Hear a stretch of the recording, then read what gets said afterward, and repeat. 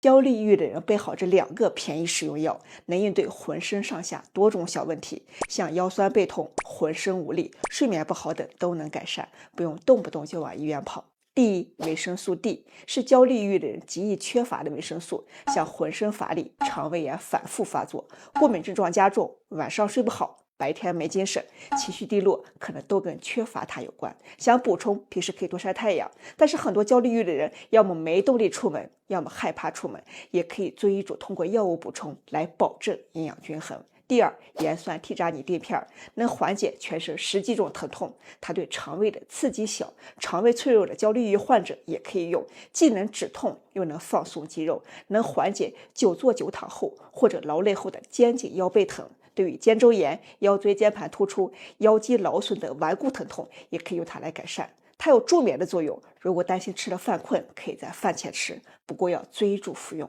你记住了吗？